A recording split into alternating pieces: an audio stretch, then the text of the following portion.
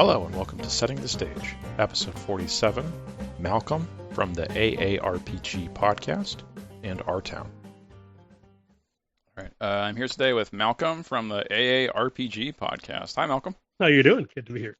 Yeah, I'm doing good. I just got back from a soccer game with my daughter. It was the first soccer game of the season. Well, congratulations. Oh, at least to her. It's going to be a big schedule change. Yeah. She's 5.5. And they do 4-on-4 games at that age. 5. Yeah. Oh, my son just turned 2, and I'm just like, I got 3 years, and then I'm in soccer already. Got to think about that.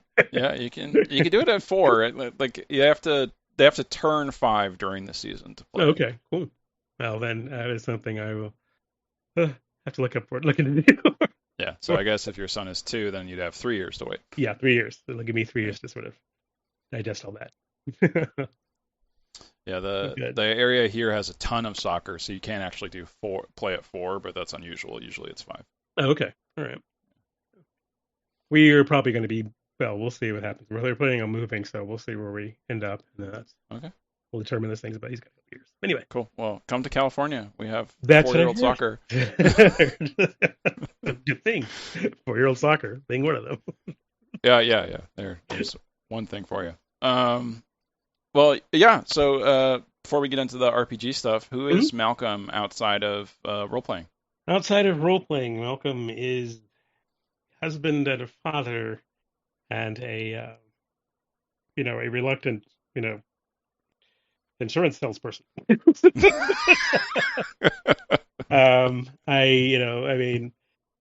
And hopefully to many people a good friend. But it's it's kind of really funny that there's so much that we do in our lives as far as that do in some way shape it. But the fatherhood thing is, like I said, it's 2 years. He's 2 years old now, but it was something we did not anticipate was going to happen for us. Mm-hmm. We used to live in D.C., and then we moved down to Knoxville, Tennessee, to take care of my husband's mother. At least, in the process of hopefully she would move. We were sort of setting it up so she could live with us for part time of the year, and we moved closer. Unfortunately, as we moved down here, we bought the house and things were getting setting up, and she was reluctant about moving from Chattanooga to here. So she was visiting quite a bit. She was later she unfortunately was diagnosed with cancer and later passed away. So we suddenly had changed our lives. Yeah, she was a really amazing woman. We really sort of, our lives that sort of, we uprooted from where we were, changed things to do that, to be here. Yeah. And then suddenly that was gone and we didn't know what we were going to do. And we were like, well, we got to figure out where we're going to go and pack up and get some things done maybe. And maybe we'll stay and maybe we'll go. And we're like, we're probably going to go. And then an opportunity sort of dropped in our lap where someone and our family needed help. And they said, could you, I thought of someone who's going to take my child. Could you do it? And we had thought about children, in the past, but we're like, I guess that ship has sailed. But now we're like, yeah. Oh gosh, yes. I was not expecting you to say that you had a kid. Yeah, that was so. It was kind of surprising for us too. Okay. And so Forrest has been an absolute amazing thing that's happened to us. But that has definitely changed our perspective on a lot of things as far as just what one can take and do, and the endurance that one has, and the amount of love that can suddenly come and emerge. It's amazing. But that aside, and it's been, very interesting living here and still trying to figure out, we're still, we know what we are together as a family, but now it's like, where's our family going to go next? And where's our next place to move? So we're thinking about that. As far as, my family, they're all up north and all his family is down here, so it's kind of like, what do we choose and where do we go? But now it's also, my parents are up in age, and it's like, well, maybe we should go back up there to help take care of them and take the baby with us. So it's kind of a thing like that we're thinking about doing. But outside of that, outside of recent fatherhood, and me and my husband have been married for, I think it's going to be 14 years. All right, 14 years this year. All right, 14 congrats. years, 14 years later on this month. Um, and and so it's been, so we're, we've been, been through a lot, and it's been great. And I think, having that sort of support constantly there has been really nice, and vice versa. Um, and we're obviously headed for some new places and new things in this coming year, I guess, in the year to come. But that's been interesting. Were you both married? Like, bef- were you acting as married before it Yeah, was like we were legalized? before it was we were together like for maybe like 3 years before we were married. Okay, so not Yeah, that long. All right. not that long. So like 3 years, and then because we and then when it became legal in DC, we got married, and by the time we moved down Right. here to Tennessee, it wasn't legal here, and then in the national marriage thing, then we Hmm. became legal. Yep. You know, Yep. Yep. so it was kind of like I did exactly what I told him I wasn't going to do. I said I am not moving to Tennessee and becoming a really good roommate, but sure enough, I did. Anyway, his mom was worth it, definitely. Yeah. But yeah, so yeah, we were together for 3 years before we got married. Um, and it's been a fun trip ever since. What I can simply say is I remember his dating profile saying, well, fun and lively, or lively and interesting. And I said, you probably should have had that in all caps because my husband Tim has made my life very lively and very interesting for this decade. He warned Um, you. he warned me, and his mom even warned me, but I was like, yeah, it's probably fine. Yeah, yeah, it's been really good. Um, so there's the father, husband, and hopefully a really good friend, and I've made a lot of good friends here and a lot of good people, um, which I've kind of which is what my husband says is one of my talents, that you're able to make friends no matter where we seem to be going. And I'm like, I didn't realize it, but I guess it's hopefully it's true. But it's been very nice. And I still also keep obviously connected with my friends from where I used to live in DC. Mhm. And since I'm still doing a podcast with the friends I made back in community college way back then, Right. I Yeah. don't tend to drop friends very often. We just sort of string them along. So it's been nice. I mean, the group I'm playing with is the same from middle school. So. Yeah. Oh my God. Yeah. I still think, because I was a military brat and we moved around a lot. I still wonder what happened to like my middle school gaming group. Everybody went every which way after, from our post. And I was just like, I really wonder where they are right now. I've tried to do the Facebook search, but it's just like, I figured my friends aren't on there. I was like, I'm not on Yeah. there, Lisa. Why would they be on there?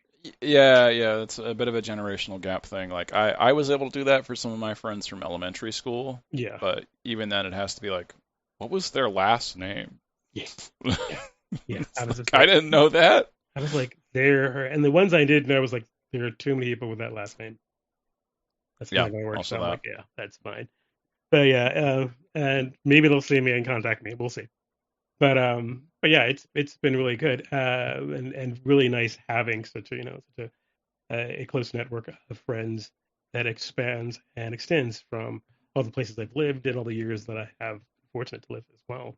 Mhm. Um, and each of them, are, oddly enough, a large number of them are connected either from the neighborhood I used to live in or from gaming. And a lot of them are from gaming, which is kind of amusing in a way because I didn't think that when I first got into role playing that it would be that galvanizing of a force in my sort of you know friendship sphere, I guess, or and development. But that's sure enough how it's worked out, and I don't regret it at all.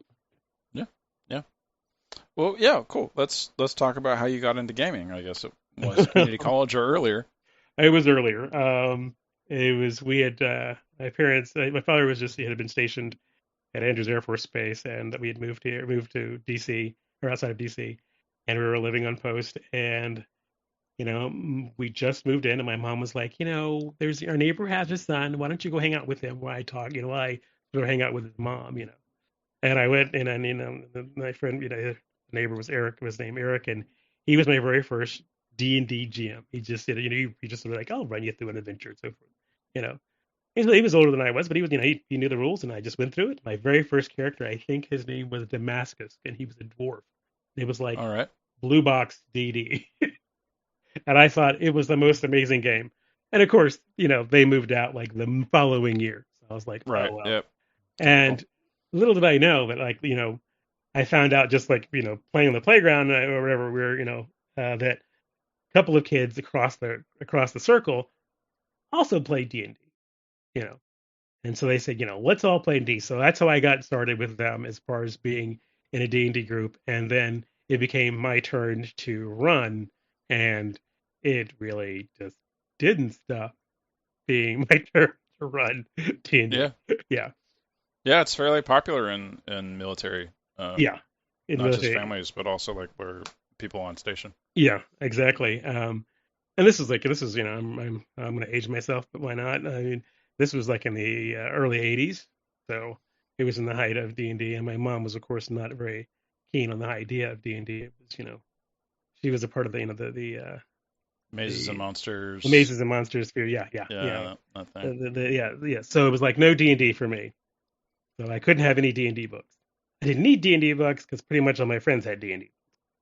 And then if I wanted to run at my house, I decided I needed to have another game. That's when I got into Traveler. So I started running Traveler because it's a science Yeah. fiction All game. right. My mom was like, she's fine with that. So then it was, so basically that was the doors were blown off as far as anything else I was going to run and do. So it didn't really, as long as it didn't really matter as far as that after that. Yeah, I was gonna ask if that's how you got into GURPS, like, because I've heard other stories about people that like. The whole entire Satan scare thing, whatever, or devil whatever that thing's for D&D was Satanic Panic was the name Satanic of it. Panic. Yeah, Satanic Panic was a lot was really prevalent, and a lot of people like a lot of times I would never discuss D&D around my parents or anything else. And after a while, I mean, like Traveler was fine only because when I explained it, it was just a science fiction game. Right. It was like there's no demons in science fiction, so they were fine. You know they had seen the Star Wars, so it could be fun. So it was all right. So it was all good. So Uh, so I was like, great, and so I didn't really, even though, and the thing is, it always sort of bothered me. I never, because it was like it was D&D, and the funniest thing is like we literally spent all the time destroying evil creatures. Eventually, so they get high enough level to literally go to hell and destroy demons there. It was really bizarre to me that we were. It was like our whole job is to be good and destroy demons, but eventually, but okay, whatever. That was how a lot of campaigns, the early campaigns ran, as far as the yeah. game was set up. And so it was always very bizarre to me that there was this whole entire satanic panic about it. That aside, that's how I got into role playing and D&D and other games, and we just kept accumulating more games, and often because my dad ended up taking, like, was stationed there longer. A lot of people would move out, other people would move in. I'd be the one person who still had was still running a game or still had all the books, and so could pick Uh-huh. in the new arrivals into the game to play. So I started, my sort of, got my GM chops there, because it was like, in order to keep the game going, or to keep the sort of the idea of the gaming group going, if you had a consistent GM, it was good. And then Okay. eventually, when Yeah. my father moved off post and then later retired, it was then, trying to find a group then, and I had sort of that wasn't the easiest time off post to find a game, what I found at that age, but that was, it was, in a way, it was kind of fine. It's high school and things were weird, and we didn't have it. There was no D&D club at my high school or anything like that. So I just sort of, got into other stuff and just sort of kept it in my mind. And then when I went to community college, I ran into that group of knuckleheads, which I'm still doing podcasts with. And Yeah. And did the whole group meet there for the ARPG? This is the AARPG the podcast RPG group, group, right? I would say about almost half of us met there. The others were friends of them outside of, later on that we met. Okay. There were like within, like, 5 years. Like Nathan, Sean, Matt, and I all met there. Okay. And then Chris and Tier, or we met through Sean, years later on. Okay. You know. Gotcha. But yeah, and they, I mean, it wasn't like, I mean, they knew Sean during the time he was at he was at community college, so we sort of met them back then. We just didn't play with them because they weren't in Okay. our particular club at the college. That's all. Gotcha. So they did play games at the same time, and I know that Sean played in games with them. He was doing that, but so it's kind of like we're all in the same sort of time period. We just weren't all directly in the same group all the time back then, and then later we were. And over the years after that, we did end up in various different games and campaigns with one another, which was really kind of weird. Is that we sort of the group, the group of players that you have and people in that time, we didn't, once we left, we sort of stayed in touch, still played games together, even though, people went off to college and other colleges and went to jobs and so forth. We still kept connected. So we had this sort of still, sort of group of friends that people would come in and out of. It was our sort of our role playing cosmos, I guess. And you stayed like in a close enough location together to keep playing with each other? Close enough location, yeah. We all, I mean, we basically was regionally around, DC, Maryland, and Virginia, and that tri-state area is basically was enough for us to keep in touch and to keep people connected and so forth. So, I mean, even if you went far enough away, you still could. There was a way that you could still get connected. We sort of, end up circling back, somehow. Uh-huh. So it was kind of really funny that that there are times that we'd play and so forth, and then there were for a couple of years, I did not get to play with them for a long while, and then anyway, I had decided that I hadn't been playing with them for a long time. I had other groups that I was running and playing in, and I said, you know what, guys, we should do a legacy game. You know, all that we haven't played together in a game in years, so I'm gonna make a legacy game. We'll do it once a month. We'll do it from like noon to 7 on a Saturday. It'll be the same Saturday every month. That way you can plan for it, or we can all move it if we need to move it. And you can get home in time to put your kids in the bed. And we can, if you want to go out, if you're, you can do that. And we'll do this game. So I got a lot of the guys who were in the AARP game now, podcast to play in this game, as well as other players that were had gone to, that community college and get them in the game. It's like, and anybody I didn't play with regularly. I mean, some people had like moved away, been in the army, gone and lived in, came all the way back to the States, and were like, yeah, I'll show up. And so it was really awesome.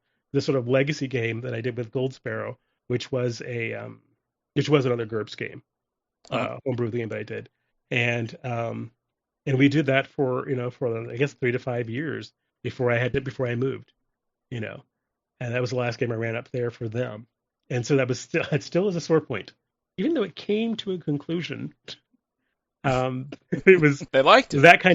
They liked it. That kind of thing of sort of like either having games that people were constantly sort of moving in and moving out of, or people were moving in and out of the group, sort of kept us all connected. Even if it wasn't, like for instance, even if chunks of us were over here playing a game, and in Virginia, then another group of us were playing downtown in DC, and then at some point in time later, we'd both, half that group of this side and that side would end up playing in a group in Maryland. So our whole group, a large mass of, like I said, of different friends, still stayed in contact, still stayed sort of connected, which has really been awesome for all these years. Yeah, so it seems like the sort of extended AARPG podcast community is more like 20, 50 people, something like that. Yeah, probably, maybe a little less, but yeah, it's a lot of people because you have, people who are, like who live in, like, we have like we just this past week. It's actually Thursday. It's actually past this week. This past Thursday, like our friend Greg, who was a part of our group, he lives in California. Not California, goodness. He's in Portland, and we've seen him occasionally at like our geek weekends that we'll throw for our group. Like basically, it's the exact same thing. It's like everybody, no matter where you're, come in together and we'll play games all this weekend. For a full weekend. At this sort of like house we'll rent. We'll just do that for a weekend once a year, and he's out there. He can't play in a regular game. He just schedule doesn't work, and yet we're still able to keep connected with him. And as well as, we have a friend like, Mitch, who's down in San Diego, who used to be a part of our group, who plays D&D out there. And we occasionally get to hear from him. I get to hear from him more than anybody else, but still, it's still connected. It's like we still have these sort of tenuous or stronger connections depending on how often we get to talk to one another about it, with this, with this same group. And of course, each of these people have had at times their own local groups that they play with as well. Right. Yeah. So, and then, if someone from my local group moves over to here, I can say, there's this guy. He's a good player if you want someone else to join. And it's sort of, that's another way it sort of almost wove back into one another, into the group. So it's kind of interesting, but I think and hope that it continues to be that sort of connective sort of community. Yeah, that's really cool. Yeah, my group does something similar where we try and get together like once a year to stay up all night and play games. Or it's not really all night anymore. It used to be. Yeah, that's getting harder. But I was like, because the thing is, we all remember when we were younger. I mean, I still we would literally play for like these marathon sessions, and even explaining it to some of my players today, they're like, "What?"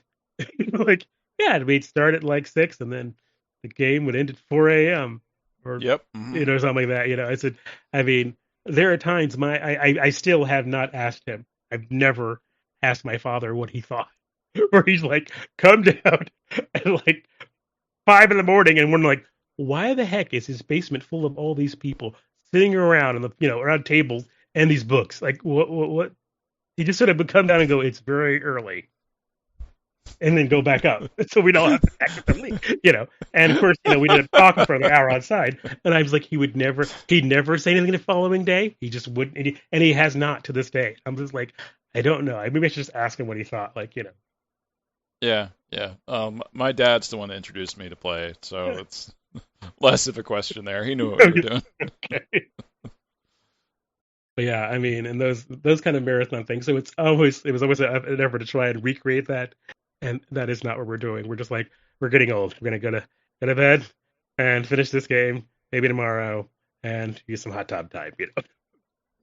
Right. So it's good to just sort of connect and sort of see everyone. Right. Yeah, and you're still connected with the podcast, the Yes. AARPG podcast that's really put together by Nathan and Matt. Yes. Not sure which one of them is the primary force, but they're the two big forces for that Yes, podcast, and everyone else is kind of going They're along gonna- with it as much as They've they been want drawn to. into it. Yes. Yeah. No, it's fun. I like the podcast. Oh, good. I'm glad you enjoy it. But yeah, like you weren't in it for the first few Yeah, because 50 literally, episodes or something. yeah, because I've been in it. I just they brought me in for like a couple episodes, and they're very. I don't know if they were even recording those Alien episodes in time, but I was like, I really just wasn't into it. I was like, I'm just not into this right now. I just didn't want to do it, And so they let it cool, and I just they didn't pester me for about a year and a half or so. And then it was like, you really could do it. We come to we went to Geek Weekend. And they're like, you've got to really. I'm like, okay, I'll give it one try. And slippery slope, I'm in Yeah, you liking it now? now. Yeah, I am liking it now. I'm a lot more comfortable with doing it. I'm a lot more comfortable with the play because I am primarily a tabletop guy. Like I really do love the tabletop environment. So playing online and playing, on a podcast was a really big sort of change in gears. Yeah. But the pandemic sort of helped that along because even though they were playing during the pandemic and I was not playing with them remotely, um, Mhm. I did have a local group that was, and I think it was sort of like, I guess because I'm kind of a Luddite and the whole entire technical thing of doing it, just sort of like, Uh-huh. I do not want, because when you're just doing it over Skype or whatever, or Discord, you're not really worried about, audio quality and video quality and recording and making sure you have the right microphone. You just need to be able to speak and hear one another and, see the thing. So that took a lot of pressure off that isn't inherent of a video or even audio podcast. Yeah. So, Yeah. and I was like, I don't have the microphone at the time. I don't have the microphone for this. I don't have anything for this. I don't want to do this. I was like, I don't want to have to do all this work just to play a game when I'm already playing a game. And I got kind of Yeah. really panicked. But anyway, that aside, I am glad to be here now and glad to get up to speed and sort of really enjoying it. What got you started, why you started, diving into homebrews and doing those particular interviews and interviewing those GMs. But that's kind of like what I'm going to ask is what I'm curious about. Okay. Yeah. Like, I mean, I can answer you now if you'd like, but Well, it was just, I was just curious, like, why did you choose to pursue, we have GMs who did homebrew games, as opposed to working on, published games and how they function and how you adjust them. The main reason is that I feel like published settings already get a lot of attention and don't really need extra spotlights. Mm-hmm. Whereas homebrew games end up being typically for a very limited audience, right? It's you and your friends, and that's it. Yeah. And no one else sees the game. And typically, even within that situation, the world that you've imagined and created on your end is like 5 times bigger than whatever the players are seeing. So there's a lot that you typically create that isn't presented, that I think is something that for people that want to present it should be given a way to do that. And I'm trying to give that. Well, thank that you. platform is the idea. That's pretty awesome. But there's this other aspect to it where I'm typically end up interviewing people who have podcasts, because like when you want to present your D&D material, it's like, you know, in vogue right now to go out and do a podcast to present it. Mm-hmm. And then you sort of already have a platform for showing it off, I guess, but it's a very small platform for a lot of people. Yeah. That is one thing, I guess, because our podcast, but we tend to do a lot of published stuff just because either, you know, we get it from, and it's easier as far as to manage on our podcast for certain people. But like we have, like homebrews will be coming, like I have a homebrew that I'm working on.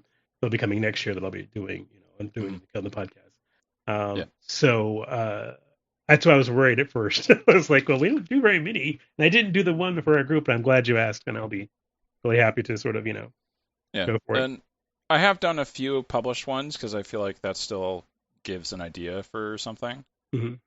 For people who are listening. It's not as much to present the work that GM did for it, but it still can be an interesting look into that published setting that a lot of people might not get. That's true.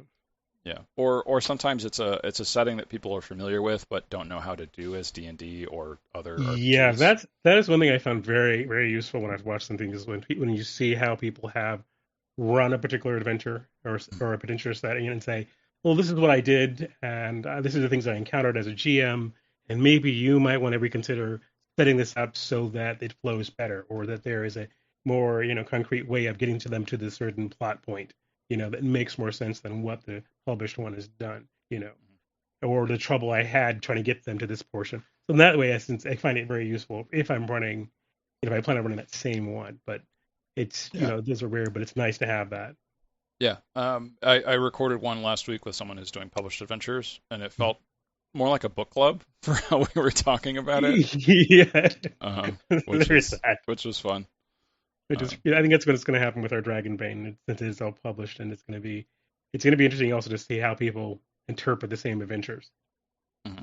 Is what I'm curious to see. That one's new too, isn't it? Yeah, it's a fairly new one, and we've been running it, I guess it's now for a while now, as far as their first adventure book, and they just came out with their next one, which is basically their next campaign, which is like 3 different campaigns sort of smacked into one, Path of Glory book, which just came out. So it's fairly new as far as this edition and the publishing company and the audience now. This is the first time that it's been brought to English-speaking American, you know, audiences.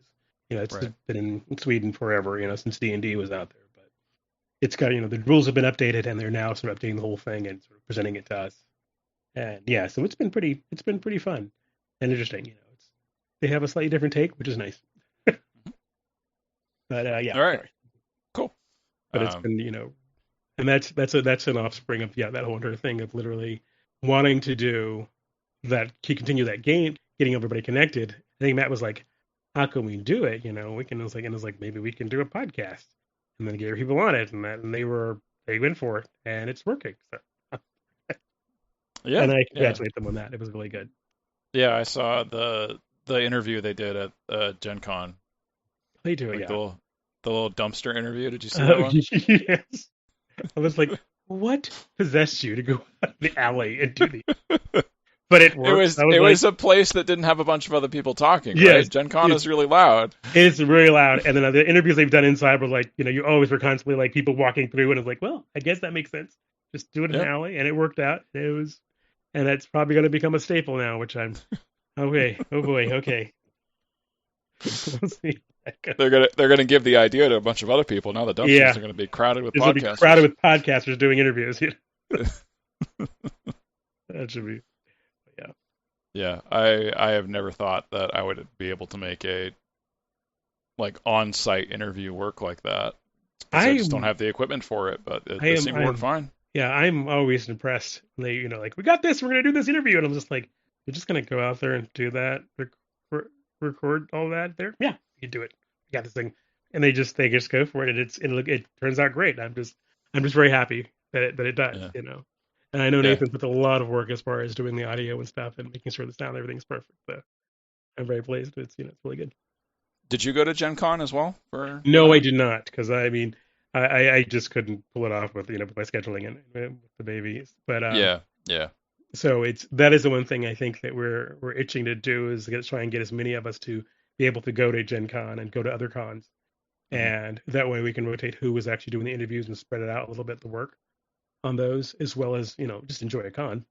But I mean, like, it's been I I think it maybe was like 2015 was the last time I went to a con. Oh wow. Yeah, I was like Dragon Con, back then, and that was like a while back, and I haven't been since then. But Yeah, there's got to be a smaller one in Nashville though. there probably is, but for me, it doesn't. Atlanta and Nashville are the same distance here in Knoxville, about Oh, three and a okay. half hours away. So it's like, whatever. Either one is fine. It's also a matter of like, I mean, going to a con, I probably should. It'd be fun. I enjoyed it last time, Hmm. and it's it, what it, I can say it's very different than the cons I went to when I was much younger. But it was, but I did really have a good time, and I think I would, I'd definitely have to go again. Kind of work it out to do that. Yeah. Is there anything you miss from like the older style of conventions? It's kind of a, I think being older now, I do not miss them. I do not miss those things. Okay. If I when I was if I was my younger self, yes, I would miss them. But now I'm like, no, I'm fine. I'm perfectly fine, just the way it is. I mean, literally, they were definitely a wilder variety Mhm. of environment I mean, by far. I enjoyed it then. I just don't know if I could possibly, have the palate for it now.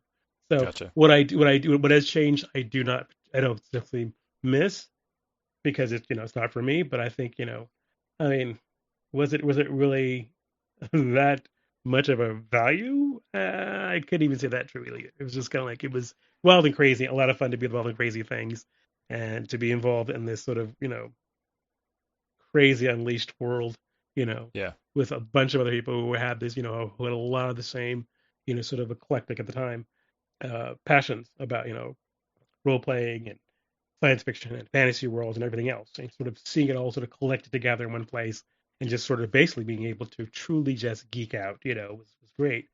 Hmm. And there was also a lot of other stuff that I was doing on, so I think it's better now probably for everybody, and I think I best leave it there. Okay. Sounds good. I think that, yeah, there's stories, but I don't think I need to go there. All right. All right. Well, yeah. Let's move on to your campaign then.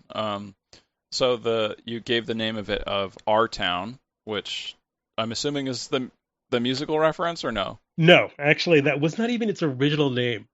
Oh, okay. The original name for the campaign was Outward Bound, Okay.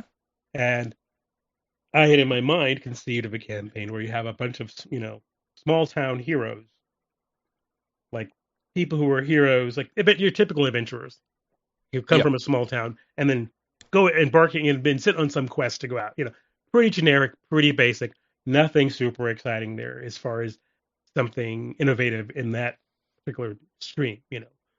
Heroes from a small town are called to do something, and they go out there, and it comes up being a great big thing. Basically, you're dragging Frodo out of town and doing that, and that's what I Right. figured. That was kind of like that's kind of my thinking of what we're gonna do. And but I said, you know what? I always sort of create this sort of world and sort of this kind of thing, and this, I'll be honest, this was a campaign that we were doing between two other campaigns. Uh-huh. This is going to be to fill in that sort of that gap between the two because one person wasn't ready and this person wrapped up theirs, and I said, you know what? I can run something. I'll come up All with right. a campaign and so forth. And then I decided, I could I could do all this footwork and everything else and do this stuff, but why don't I get really good input into what the players want to try and do. Most of them had never, about half of them had not played GURPS before, but they had played Savage Worlds, so they had some idea as far as you have to build the character, your concept is important coming to it. So I said, okay. Yeah, for sure. Yeah. Yeah, particularly GURPS, it's very important, but Yeah, if you there's no way you could do that without a concept. Yeah, you need to have a concept. Or have someone else build it for you, I think. Yeah, and so when we started the sort of like, I wouldn't say session zero, but we just say that was like session 00, which is kind of like, let's just talk about the world and what you expect. And the majority of them were just like, we just want to be regular people, just doing regular things, and then something happened in our town. I'm All like, right. okay, we can rework it, because the adventure was going to basically thrust them in the forefront to go handle some big, it was going to basically, you're going to do the whole Frodo thing practically. Not really, but generally kind of thing. And so I decided, what is the one thing that local people hate? Is when other people come in, people, like above or, weather station or outside their town, come in and mess up things on your daily day. And I kept thinking, like, I kept thinking back, like when I lived in DC, and it was like, there was somebody coming into town and their motorcade was disrupting this, or they came this place and they shut down this road and you had to wait for this, or this protest was happening and you had to just sort of like, fine, I thought, okay, I got the whole thing. So basically they were like, we're going to be like just regular old townies living in our little town. And that's what he wants. I said, okay. So then it was a matter of constructing a town, changing the whole. Your major complaint there was like traffic, basically. Oh god, yeah, it was basically it was traffic. Traffic was the main thing. I mean, there were times just like I just don't even want to.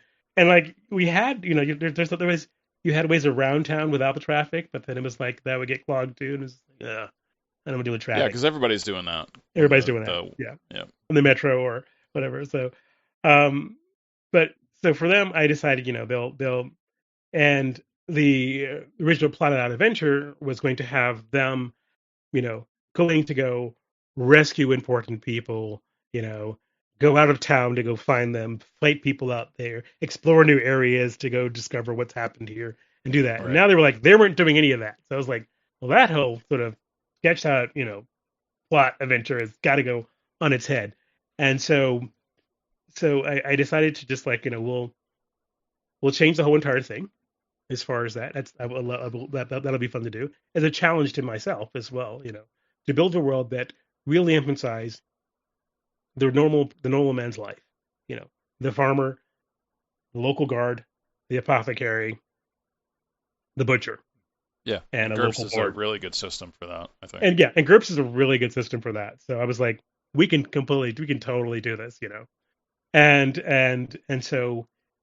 There, what happens is, we started off with that sort of thing, and I was sort of, be working it and building a world that sort of would reflect the kind of things they sort of saw in their lives or wanted to see in their characters' lives, And then it was like, well, let's talk about, what is this world like that, as far as beside the town, besides, it's going to be your town, your hometown. What's your favorite place in this town? Where do you guys hang out? What is your peeve in this town? And those things became sort of like characters on their own as far as being a part of the story. Someone threatened, their favorite bar, the fight, the thing that stimulates, that starts them on their sort of, we'll call it quest, happens in their bar, and they have to go from there, which is really so typical, starting and an end, but well, it's not really an end, but it is, but they don't stay at the end. They all have their own houses. They live in town. So it's just, and I like it because it's a local bar, and none of the foreigners come in here, stay in here. They just go to other places that are up on the main street. So it's kind of like it's back alley bar that they like to hang out. They got their dive bar, and someone's coming in with the health code violation to try and shut it down. Yeah, something like so basically, it was like a bunch of people they didn't know came in there, and things started going kind of crazy. But that was how I was going to start. But it's like, what was it? What was this world like? And since no one was choosing, like no one was like. Since I didn't have to worry about anybody wanting to be like, I want to be a powerful cleric or anything like that. So I said, I don't need to put an emphasis on building a whole entire, very, complicated religious hierarchy so that someone has, a template in which to build their character out of, I don't need to be, Right. I can just sort of leave it pretty much as quasi as I need to be, or as sophisticated. So in this case, I chose to go with a very, very fickle gods. They were very small, and you had a lot of people doing different things. So you had lots of multiple sort of sects and religions and cults and so forth, but nothing that seemed to have the dominating power. For instance, like a big major religion in most fantasy games. Like you look at this huge pantheon in like D&D or something where you're dealing with those gods and that so forth. That wasn't a problem. There wasn't really anything. Your cleric was kind of very basic kind of guy who came around and did a couple of things, and you went about your business, you know. And since no one was, and for some, and no one chose to do magic either, so it was like, well, then I can make magic pretty much odd and eclectic, and because you're a regular townsperson, you don't usually encounter magic very often. You'd be very suspicious, and it's very kind of weird when it happens.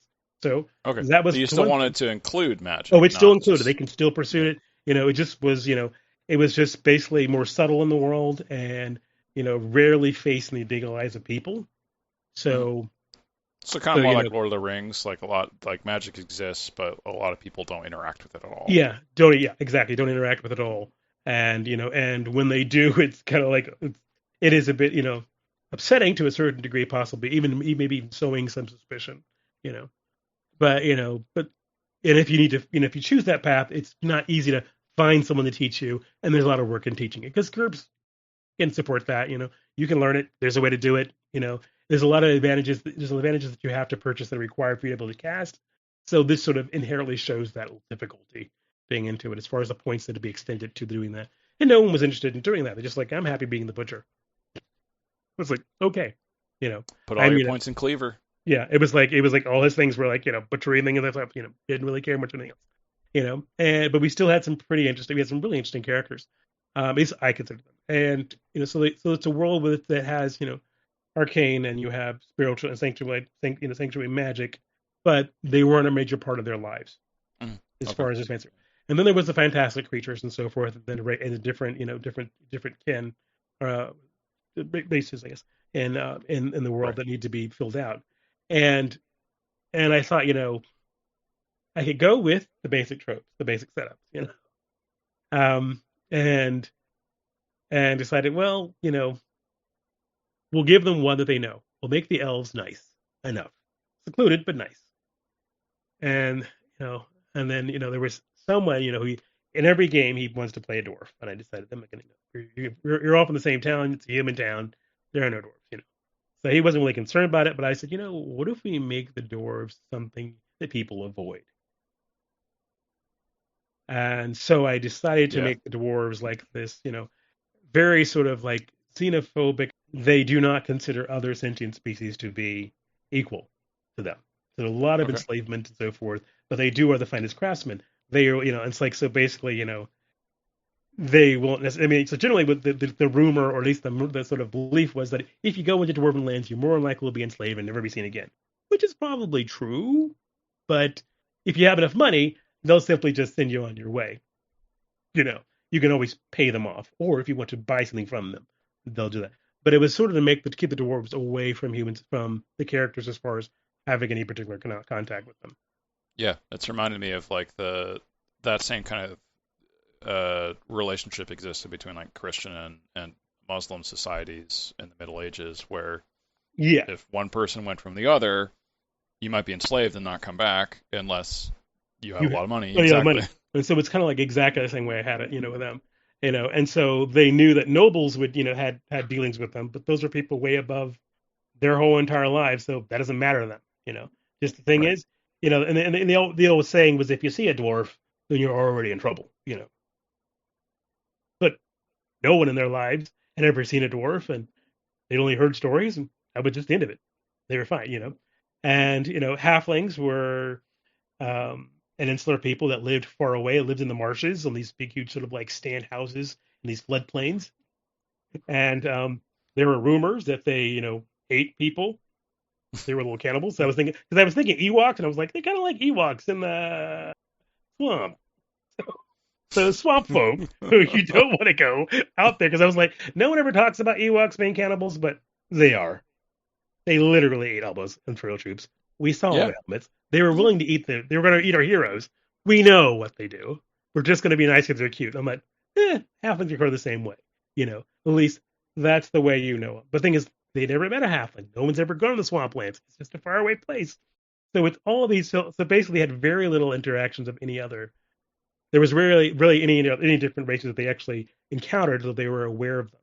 They do in the course of the game. They do encounter, which is a big surprise and shock to them when they encounter them. It's like, well, I didn't get enslaved and I didn't get eaten, sort of thing. But that's later discoveries they have to make. And then I let them sort of say, well, I sort of even those sort of plotting out the races was something that they also helped with, had some input in as well.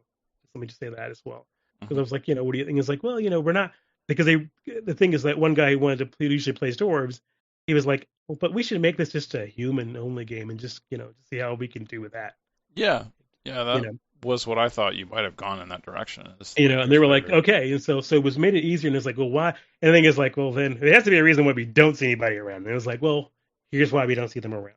And that's where we sort of went to that whole entire thing of, of sort of pushing every sort of typical fantasy race out of the picture or further away from what would be the isolated small town person's life, and then we so there was that was one thing, and then as far as what their main sort of challenges were, it was going to be dealing with basically the political stuff that was going on. And the thing is, the political things are going on above their head. And it's like one thing you look at Game of Thrones and something like that, and it's all about, the nobles and doing this and who's this and that. And it's like all those little people who get trampled all the time, whose hut gets burned or whatever. What can they do? And what are they doing? It wasn't going to be as messy as Game of Thrones by far. It was right. But I thought, that's where you're thinking. That's the thinking. That's the place you're starting from. You guys are the people in the small town. And the thing is, you have no desire to go out and seek adventure. There's no why. It's perfectly safe in this town. You saw what happens to adventurers. They go out there and they either end up dead. They may come back rich, but if they don't get robbed in 5 minutes, good for them. But what does it matter? Who are, it's just like, it seems like a lot of work and very dangerous. So they're most like, I'm happy to just, conform.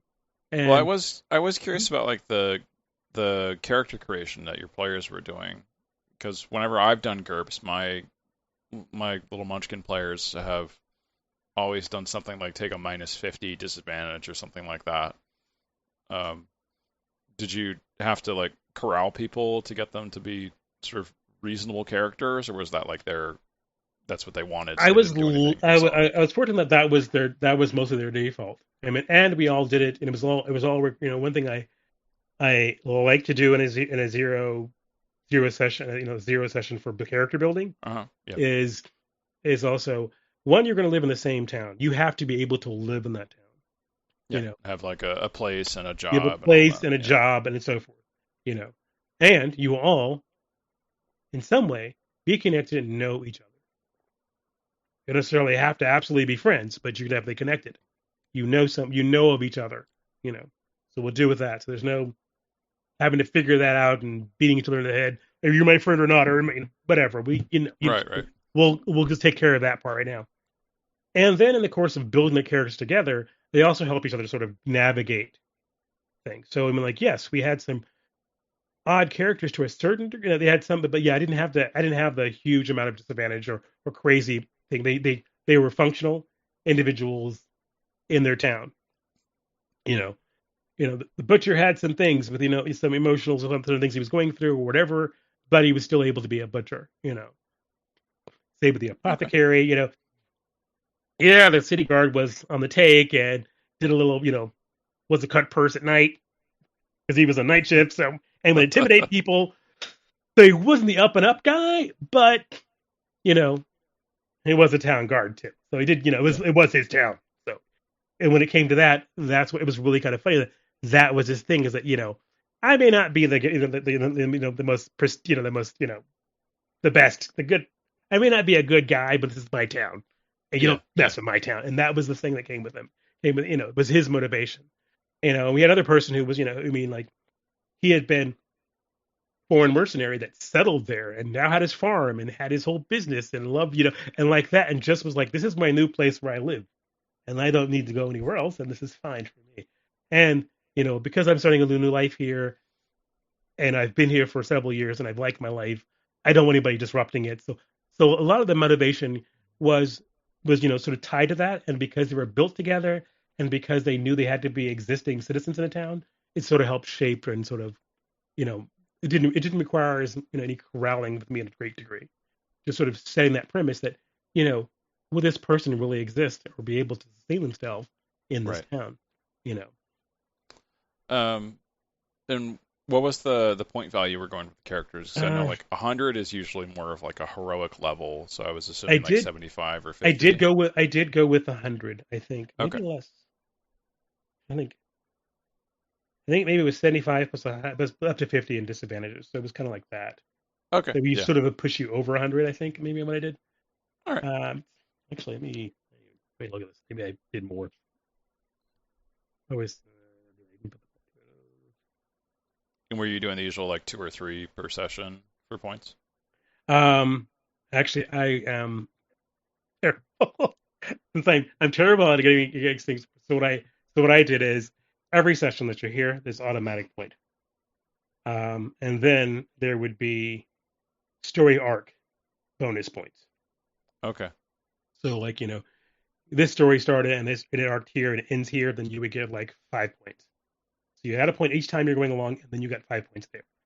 And Okay. that way, in case you didn't make it to every session, okay, but every session ended in a point, and that's what I did it. I mean, I know a lot of people do 2 points and so forth, but I was just like, this was going to be a very short game, and the long. I mean, like not a short game, but yeah, it was going to be a short game. So like maybe only like I think we ran it for like 2, 3 months, 3 months. No, it was supposed to be 2, ended up being 4. Anyway, Okay. it So was yeah, going to be there would not be much advancement within that. yeah, Okay. it wouldn't be much advancement at that time. So it was like we're going to just sort of you can improve occasional thing here. It's not going to be that much. We're not going to be if it was a long term campaign. The point rewards changed for me.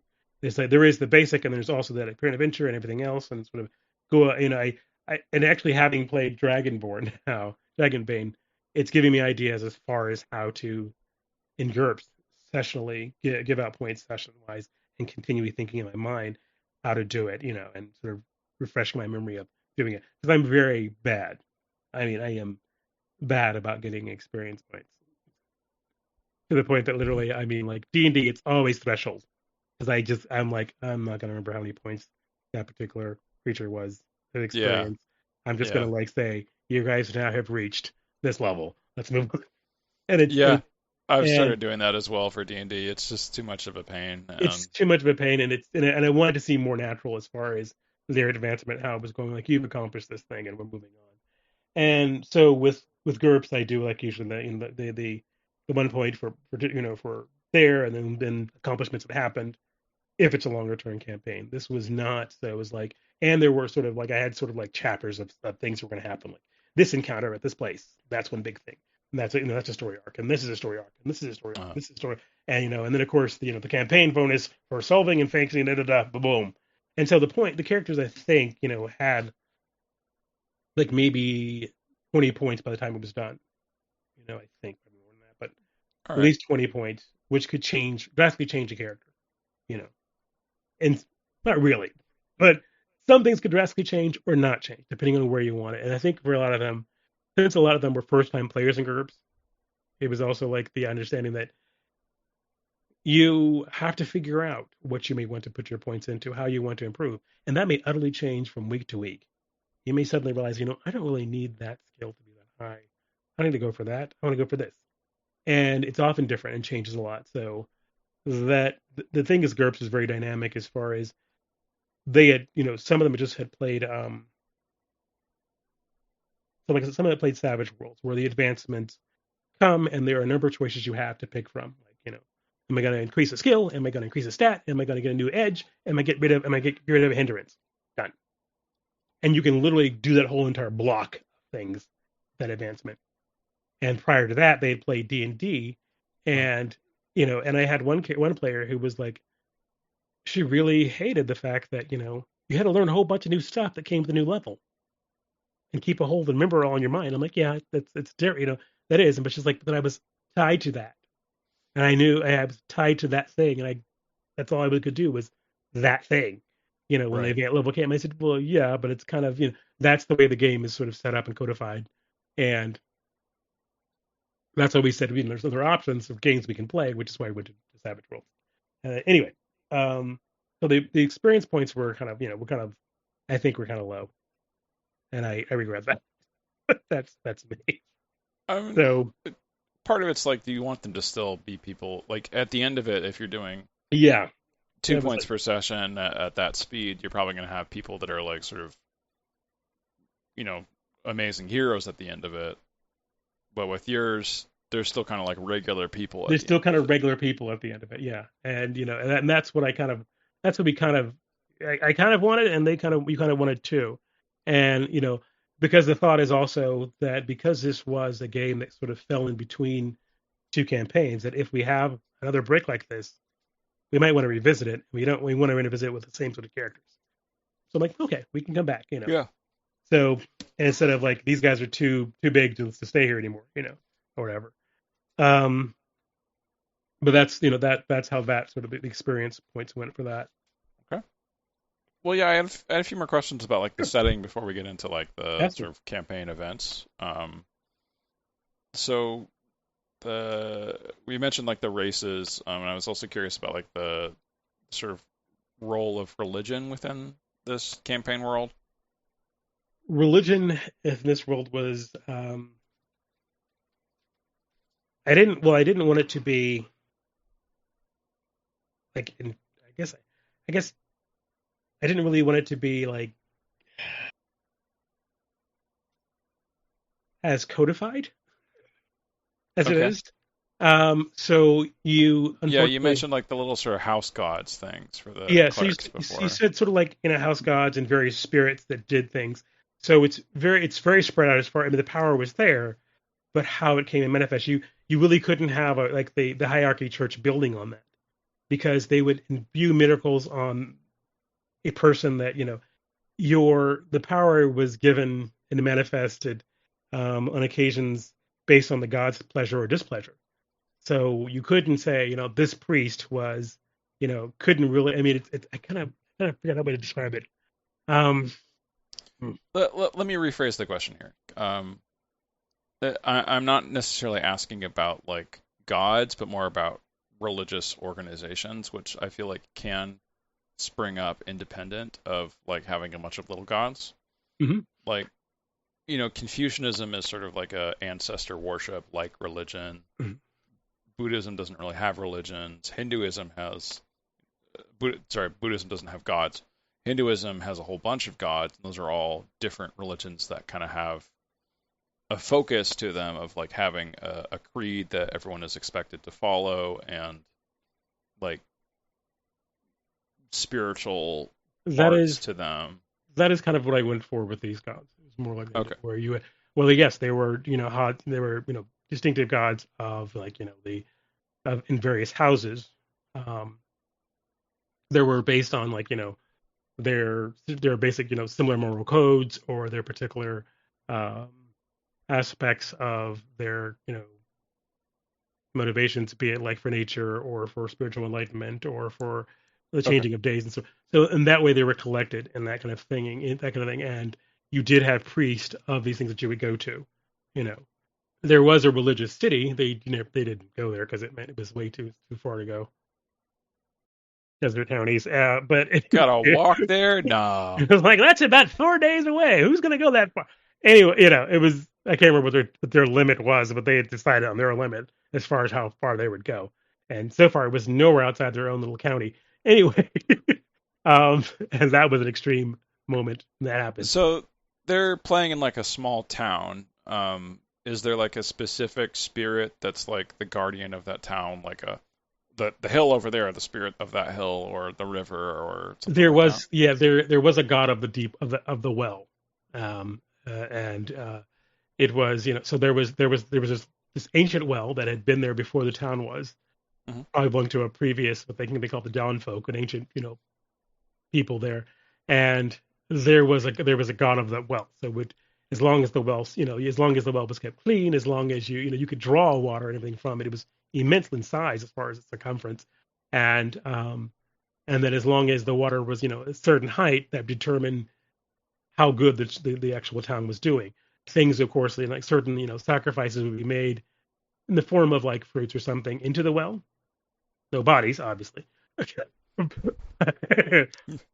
that was considered a very serious crime or taboo to be breaking to actually either to find a body in the well or someone to be thrown in the well or drowned in the well, because that did affect the overall temperament of the town as far as what they believed to be their fortunes and their well-being. Okay. So there was that, and the thing is, because that was the major one, most of the other gods or priests they encounter are mostly just traveling from one place to another, or like if you had the god of like he doesn't really need to have a temple, and as far as as far as their encounter, like any graveyard was basically, or any particular more sort of mausoleum was in a sense a place holy to them, and death was everywhere regardless of where you were. The great harvester would come for you. There is no particular place you're not going to meet him, so that priest didn't sort of travel through, and they could talk to him if they wanted to, but and as far as like the goddess of the harvest, that they would come through during particular seasons, and then moving with each, with the season, moving with the harvest, moving with particular plants and so forth, animals that became fruition and so forth. So it was very different as far as how they kept and what they kept as far as their house gods often depended on the individual. Like for instance, the butcher kept different house gods than the guard did, and the farmer kept different house gods than they did as well. There was some overlap, but not very, not always the same, because you wanted to make certain you honored those gods that really would in fact impact your life. So it's like I need to be, I'm going to worship the god of animal husbandry and of plants and so forth. If I'm the farmer, just to make certain that's taken care of in my life. Okay. So it feels like religion is sort of has a real component to it, like of concrete, like magic, but for the most part, people are practicing in very small ways. Yes, practicing in very small ways. And the thing is, and there is personal might be a better word there than small, yeah, I guess. Yeah, personal ways is the thing. And it was almost it was a thing that, as far as understanding that was how you kept in favor and abated displeasure from various spirits or gods. And right. Gods, the gods had, each god had hundreds of various spirits serving them that was monitoring and watching and keeping, or at least that's what the people believed, and in a way were, but so that by keeping your personal gods and keeping your personal sort of, faith and belief and doing and in your house gods, you were ensuring it. Believe me, the god of war does not care about the farmer and does not necessarily need his particular right sort of thing. And so oddly enough, never mind. Well, oddly enough, he did have one because he was a former mercenary, but that was a different thing. That was an individual case. But yeah, that kind of thing. Right. So okay. That's how the gods work, and then I did have a pantheon for them, so they could pick, their house gods, individual house gods, and they were broken into bigger. These gods were broken into like sort of like collections of various gods depending on their motivations or powers or sort of aspects. And yeah, I mean that sounds like a very typical pantheon. You've got a few different pieces to try and get the major points, and sort of stretch everything else off from that. Exactly. And since it wasn't, well, I might have had names and overall titles and all kinds of things, and knew who the gods of, the house of the temporal gods and the house of the wandering gods and the house of the unspoken. I knew who all they were. The players, but just what they needed, and that's what's fine, and that's perfectly normal. But it's sort of add depth and breadth to what they might understand about the world, and if they step outside of their character's norm or character's sort of comfort zone, which was the whole, which is the part of this whole entire part of it, just sort of a sort of unspoken thing about this game is like we're all very comfortable in our town and it's been disrupted, and now we're going to have to step out of our comfort zone to restore it back to what we want it to be. But not necessarily have to go to Mordor to do that. Right. It's not that big of an epic sort of adventure. It's a local political thing that's machinations are happening that are going to disrupt our lives. So yeah, let's talk about the town itself, like before it gets disrupted. So it's a small town. It's a small town. I mean, it's in truth, I would call it a city, but that's but it's a town effectively. There are bigger towns than it, but Arkwood is it has a medium-sized town. Medium-sized town has a wall. It was founded and basically built on the out of the ruins of a people that existed long before their culture migrated to this area. So they repurposed stone and so forth, whatever, and have built a fairly prosperous town at the edge of this sort of ancient wood that's nearby. But they sometimes harvest out of it, mostly just have single town agrarian sort of support. It is also considered a southern fortified town. There's no particular conflicts going on with their old enemies, which the town is nowhere near. It's just that, but basically different regions of this particular, the country is broken up into different sort of like provinces or duchies would be more appropriate, and which are minimally held together because of a change. Basically, the old queen died, and she was the strong hand holding the place together. Her consort was poisoned and is now paralyzed, and their young son is now in charge. So there is a lot of there is the undercurrent of rebellion, and the country is divided in many ways as far as what they want to do with their future. But as far as these people are concerned, this small town, they just know that their guy is doing all right and keeping them safe, and and everything's okay, and they like it that way. So and it's like he's not a very big. He's only a baron, so it's not like he's like the duke of the thing. He's just a baron within this duchy. And so this is a small town. It has maybe like literally like I think it has like 3 knights protect the whole place, and 1 baron and 2 of the knights actually work for him, and the third is just there temporarily. So it's very tiny as far as what its martial power is. Yes, you can levy townsfolk troops if there's a case of war, but there's not. You just have the town guard and these 3 knights really to deal with stuff. And so is there like a specific industry that the town is doing for like its exports?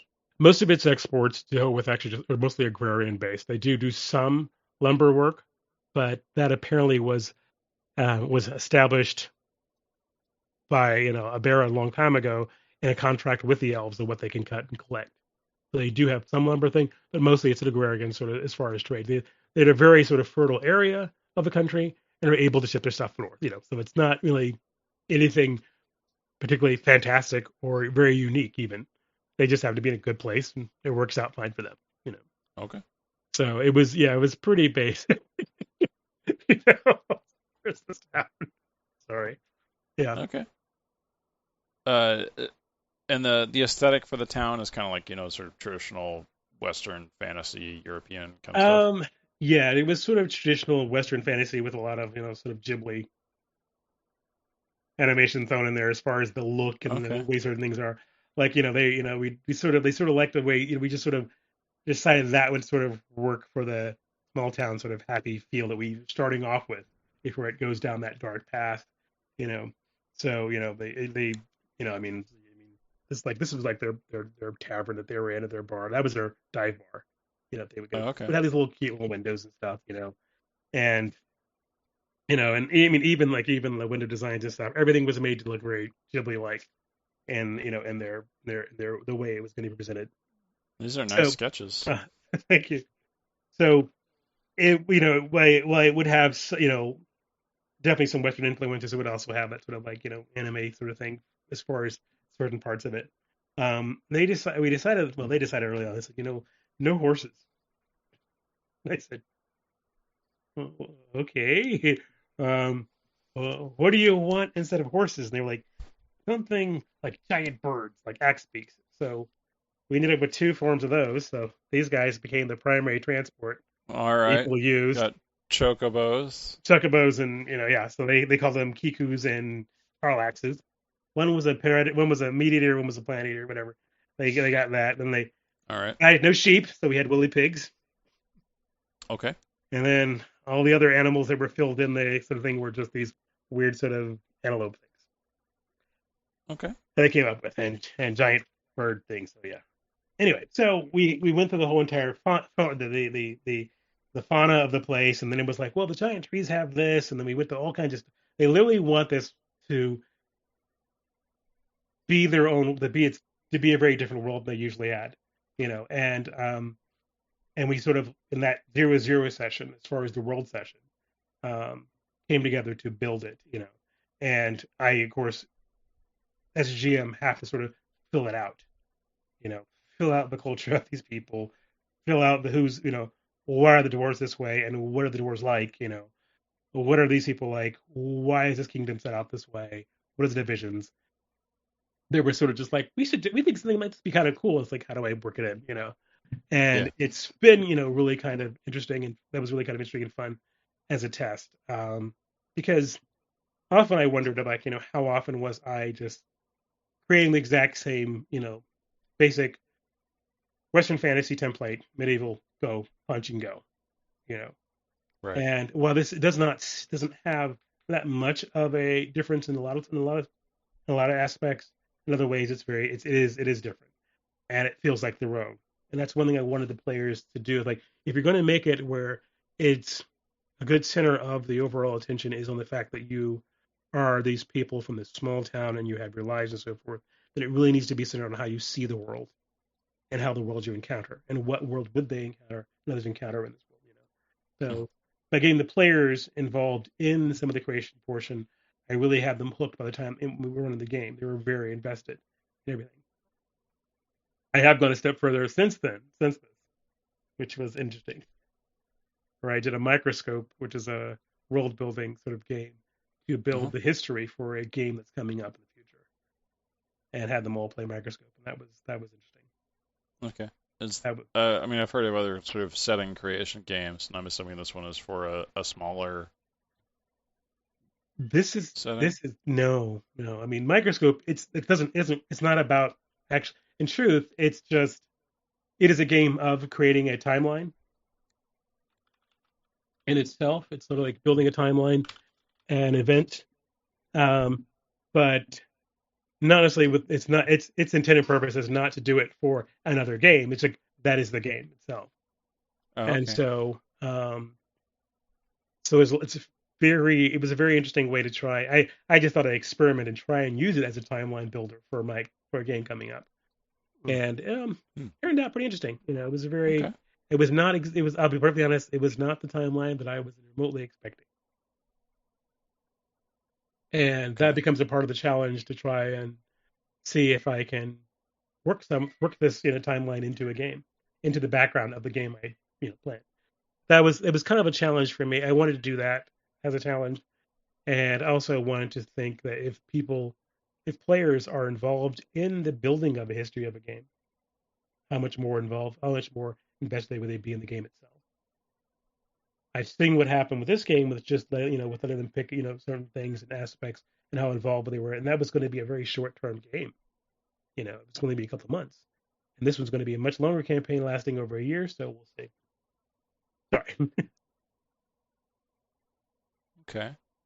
So it's as far as world building, it was it was a very interesting way, and I've done some other world building like sort of games that are like, oh, let's how do you build a colony, or so forth, and you do that as a game. I forgot the name of it, but we played that a couple of times to see how it worked out. It was a lot of fun to build it, and and technically you could just pick it up and use it, if you wanted to use it as a background for your game.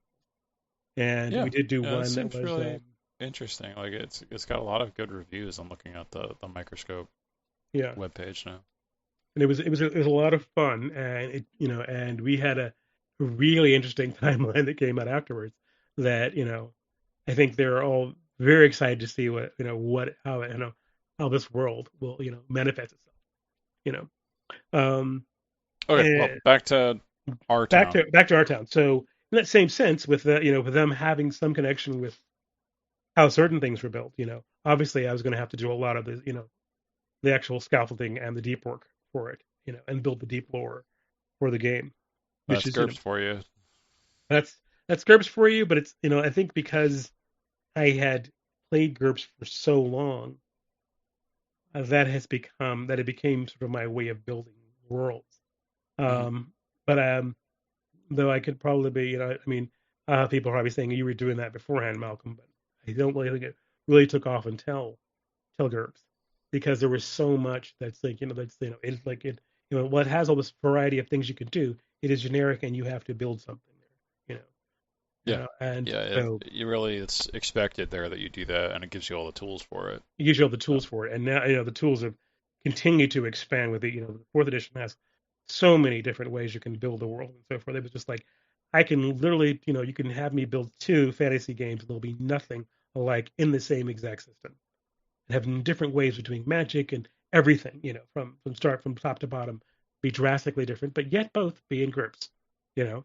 And I think that's amazing and it's great, but it does mean you really get sort of in sort of the mindset of world building, And I think a lot of times I kind of wonder, would I have come up with the worlds I came up with, like the space game I ran was like Axiom of Honor, which was an Elizabethan based space game, you know, with an underscore of like, of Hyperion underneath it. It was just like really way far more okay. complex and more interesting, and having more things to do because I had all the tools to build every layer of it that I wanted to and delve into them and have fun with it. And with this game, it was the same thing. It's like, well, we can do this sort of, even their small sort of surrounded little world that they have. It's what they know, and then it have to be this whole entire expanded world outside of it and how it comes in and affects it. Because it's great to have your own town and so forth, but then what is the other duchy doing that's going to come in and affect it? What are their political machinations? Why are they going to disrupt your life in your town? You know, why is what they're doing going to put you in jeopardy? And your Right. Yeah. well-being, and and the motivations behind it, so you can know how to anticipate or deal with it. Yeah. So And you mentioned a duchy there, like coming in from outside. yeah, As is the town structured as like a duchy or a barony, where there's like a it's noble that's in charge and there was a noble, a baron who was in charge of it. It's more like a barony, but within this duchy. And all right, so baronies for these little groups. So yeah, it's so the baronies. town is ruled by a baron. The town is What's ruled the by a baron. town's name? Oh, that was Harkwood. Harkwood. Hmm. Okay, So it was the barony of Harkwood. Um, that's and what they said when they got to where the town is. Harkwood. but pretty much, yeah. So basically, the baronies control a certain region around them. This is like the barony seat. He didn't actually live in the town, but he had a castle near there. The influence was based on his previous actions in a previous. So it's you had. I mean, there. I dealt with the levels as far as for me to do it was like you had neighboring baronies that either were allied or neutral or aggressive, and it was not only necessarily to this particular barony, but his allegiance to the young king. And that is what is and that's what this is all leading up to that, where they're not going to the townspeople are not going to deal with that situation. Oh, But the thing is, what happens to this town is one of the cogs that may lead to to a scheme bigger than them, and that's not for them to be concerned with. They ended up messing up a scheme for that bigger picture because of what they did, which was mhm. perfect. What they, not because they had any interest in what the bigger scheme was. It was a matter of, we like things the way they are, and these guys have done this and burned and attacked us. Basically, there were actions being taken by a rival barony, um, to discredit the baron of their town, make him seem, unfit, and therefore possibly petition for his removal by getting someone else, allowing yet another barony to ally with them and taking his lands. Him unfit, we'll take him, we'll remove him, and then this will be more territory and overall troops and overall resources pressed to our particular cause, which happens to be against the king, kind of thing. And that was sort of the motivation, But the way they do that was, disrupting the town during a very important, ceremony. So he was doing like this great big huge tourney that he was doing. So all these, foreign knights were coming and various people from other baronies were coming to this tourney, and disrupting that town would show that he had no control of what was going on. Of course, if you live in that town and someone's starting fires and stuff and causing crap, you're going to take it. They just like, nope, not on my watch. We're going to find out who these guys are and mess up. So it ended up, that kind of thing. So they're chasing the small guys in the bottom and beating them up and then finding a bigger plot, but not really being concerned with that, but just sort of stumbling along until they find, until they basically solve the problem. And that was kind of the thing for this, game. Which was, concerned citizens trying to chase down what's happening. Yeah, it's concerned. Yeah, I want to say concerned citizens, but citizens who just want to be left alone, and they have to chase down this problem to be left alone. Like I said, literally, it breaks down to they disrupted Market Day, and I need to sell these apples on Market Day, and I'm going to go find out who disrupted it so I can sell my apples next Market Day to make certain it happens. It was like that petty. It feels more like sort of gang warfare, kind of. Kind of was, it kind of, but it's like the people that were disrupting were not like someone in town. It was basically these, someone hired from out of town, someone hired to come in our town, rough things up, just so that guy over in that castle who takes taxes from us looks bad. Or kind of like a Western, like it feels like there's some Westerns that have plots like that, where they hire a bunch of bandits to come. Exactly. So I agree with the whole mess word. Up a town. Mess up a town. And then they, of course, they track down and then found the bandits. And then we're like sneaking around trying to deal with them. With limited, but interesting successes and so forth. And then informing people who were really ready to do that stuff. So it was them who went around saying, look, Knight, you need to go out there and do it. Those guys over there, and had me do with that kind of thing. It was a very weird but interesting dynamic. But well, I guess this is another question about the system here. Like my experience with GURPS is that the combat is it has a steep learning curve to it. It does. Yeah. So their whole entire thing was stay out of combat as much as possible. That's one solution. Okay. Some were just like, I'm ready for combat, I can do it. But it was like, others were like, it is my entire. I'm just like, I am an apothecary. I have no inclination of why I should be even considering or wanting to be or even endangering myself in that way. So I've got to figure out someone else to do it for me, or convince some. It was like that kind of thing. It was like literally. So it was the avoiding of it for a lot of them. Yeah. And some it was just like shirking up duty. I don't want to do that because that's the town guard does. Like unless I'm actually ordered to do it. And you can sort of like build a character that works that way, where you have the friend advantage, and then you bring in like your big tough guy friend. Exactly. So we did have one guy who literally he just had this guy who was this amazing archer who was his ally. He was like no one else could fire a bow in the entire group. Had a missile, but except the guard had one, but he didn't put any points in crossbow. He's like, I have to have it as far as my job. Who am I going to shoot in this town? I can just chase them down, or I know where they live, so I'm not going to. It's just like. And the other player says, I know a guy. I know a guy. Yeah. Oh, so it was hilarious. Like, oh, we'll get Spin to do it. Doesn't even speak the common language. He's my friend. He'll be there. Like, okay, whatever, dude. So it was kind of a funny sort of, it was a fun game, and it was interesting how they chose to problem solve. And because GURPS does a lot of variety as far as what skills you could have and where you can put certain things. So like, well, you might not be good at combat, you might be someone who's really charismatic, or, we had, like, or happens to be, have a lot of connections. Like someone literally just spent all those points on just what connections he had with certain people. So we could get information and figure out stuff and so forth, And that was kind of how it worked, And it was like, they did a really good job of, of building these characters and finding ways to that they sort of maneuvered their lives, and the lives around them and so forth in the town. And it turned out for a very interesting party overall. Yeah, that's good. Yeah, I feel like GURPS is one of the things where you have to guide your players so they don't choose something that's completely irrelevant to what's Yeah. happening. And that was one thing is for the newer players, it was doing that, as far as, but it's like, the strong thing was concept first, and then we'll see, make sure you don't go off the path as far as something that's going to be useless to you. You don't need to have Yeah. that particular skill to be able to do that, or sort of have an idea. You also, also for sometimes it was like, reining it back for for some players, like, you're just the town. You guys chose to be town folk, so don't need to worry about that particular thing. So, like, you know, it was difficult for some of the players to realize that only one person in their group had combat reflexes, and the only reason he had it was because he's an old retired mercenary, you know, so he had it. The town's guard guy didn't have it, Right. 'cause, I mean, I just so it's just so, obviously the apothecary, the butcher didn't see it, wasn't, and the bard was absolutely no. I am a traveling musician. I don't need to do that. I just need to schmooze people and network. I don't need to be. I wouldn't. I don't get into combat. I just sort of waited.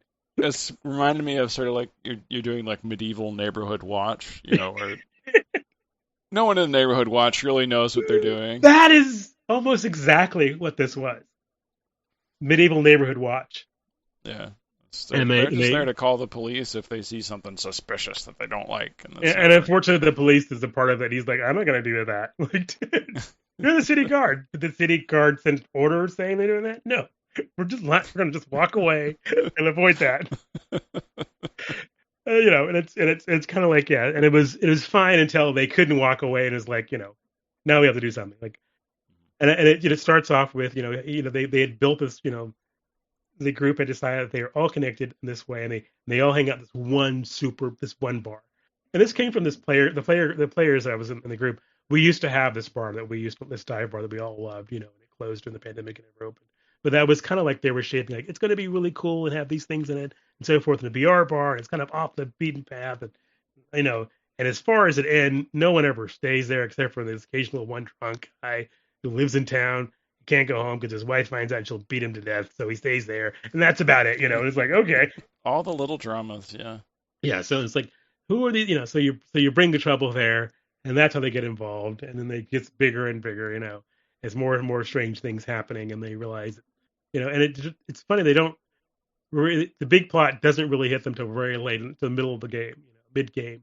They actually run to the big players, and not only run into them, but see them, moving above. Like, oh, these guys were responsible for that crap. Tug it. Oh yeah, tell somebody to deal with that, or at least there was a whole thing of literally flipping in a note informing someone of status what was happening, but doing it surreptitiously so they believe it, and not from a common person who they would never listen to anyway. So it was just a lot of interesting, sort of fun, role playing in this game, and how it all came together. I like the little parts that you included there. It makes it feel like the town is sort of, full, I guess. Like, there can be a tendency to make towns feel sort of empty.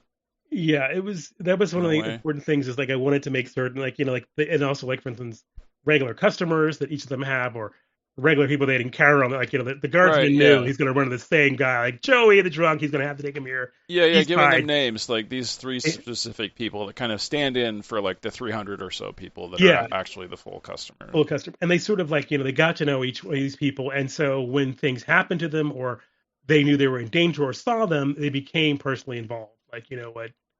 Yeah, I can beat up him, but you can't. Who are you? You weird, you weird foreign person coming here? It's like, and it's a mercenary guy who's hired, and you're like, I'm gonna beat him up because he's beating up on old Joe, and old Joe takes punches from me, and I roll him at night after this. So they're not gonna do it. It's kind of weird stuff like that, or this guy didn't deliver his normal butchery run, and I went there and things were weird, and I got to figure out why. That's my favorite customer, He almost takes, usually this time of year, he always does a side of cow. And I brought one, and he's not here to pick it up like he normally does. I'm gonna take it out to his farm and see what happens. And why is his farm on fire? That kind of thing. So it was all you all kind of people got involved with their things and then realizing the bigger plot that these different little things. That was the starting of it. Yeah, yeah. It reminds me of like The Simpsons has, it's a medium-sized town as well for Springfield, but You have you your only really get to know like 100 people that are live in the town. Like everyone else is sort of like average background character. yes, exactly. But it feels full because you get to meet these people and they have interactions with the main characters. Yeah, like repeating characters kind of makes it feel full as long as those people have personalities and are interesting. And that was that was one thing. Even creating a rival bar on the fly was there. The thing it was like what? The How dare gypsy you. goat is opening its doors here. So Right it was across like- the street. Oh, yeah, it was like one of those things. It was like just to watch, sort of like anger there. So it was fun and like kind of thing in doing. But I did this. The thing is filling out the town, filling out the people, filling out the personalities of people they were going to encounter and they were going to deal with, and them being people in their sort of like knowing who these people, knowing something about these people, or having a feel for them because of previous interactions was all important as far as making them feel as if they lived in this world and lived in this town, and there were stakes, or there were stakes involved in saving it and being involved in it. I mean, Yeah. there are too many. There's so many adventures and so many sort of staples where the adventurers arrive at a town and then have to save it, and how invested are they really? A part of me had been inspired by this series of, I guess it was audiobooks, like called the NPC or something. Basically, it was taken from the perspective of NPCs in a town who suddenly get drawn into an adventure because the adventurers die, and they're trying to cover it up and don't want to die themselves. So because the PCs go out and I mean, it's really kind of really very sort of meta, sort of weird book, but very interesting premise. But like, what do the normal people in town deal with, and how do they feel about adventurers and people who do that kind of stuff? right. And with GURPS, it's like it's not only adventurers, but you can't have adventurers, but you also have like people of higher status, people of nobility, and so forth.